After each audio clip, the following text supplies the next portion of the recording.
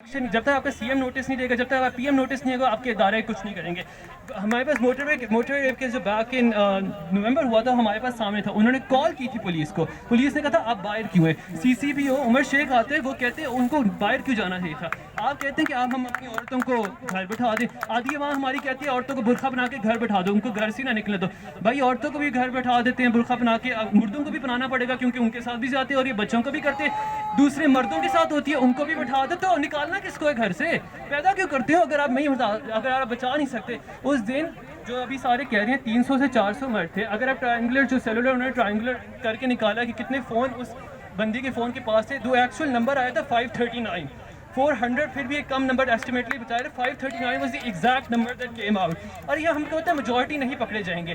پھر لوگ کہتے ہیں کہ او لوگوں نے بچانے کی بھی کوشش کی ہوگی، میکسیمم کیا چلو 20 ہوں گے. بھائی 20 ہو 25 ہو ایک بندہ ہو، دوسرے سارے کھڑے کس چیز کے لیے ہوئے تھے؟ دوسرے سارے روک کیوں نہیں رہے تھے؟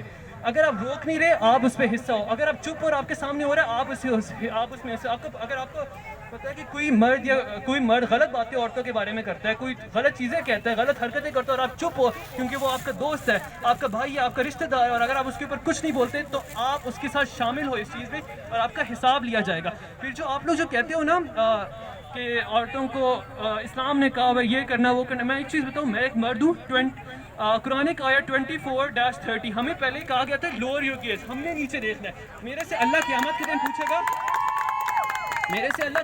پوچھے گا، کیا تم نے نیچے دیکھا تھا یا نہیں. میرے سے اللہ یہ نہیں پوچھے گا کسی اور نے کیا پہنا ہوا تھا، کسی اور کیا کرتا. میرے سے یہ پوچھا جائے گا اور میں اس کا کیا جواب دوں گا. یہ سارے مرد جو یہاں کھڑے ہیں وہ اس کا کیا جواب دیں گے؟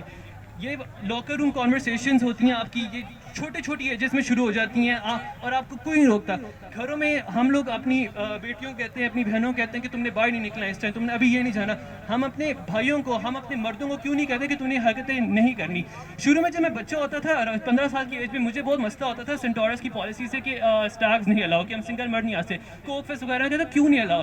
ایک سال کی بات تھی جب میں نے کیسز دیکھنا چاہیے مجھے سمجھ آ گئی کہ انہوں نے فیملیز اونلی کیوں کیا ہوا ہے. پبلک پلیسز کو ہونا ہی اب صرف فیملیز ہونی چاہیے کیونکہ یہ اسٹیٹ فیل کرتی ہے عورتوں کو، جوڈیشری فیل کرتی ہے عورتوں کو، پولیس فیل کرتی ہے عورتوں کو یہاں پر بچاتا کون ہے؟ کوئی نہیں.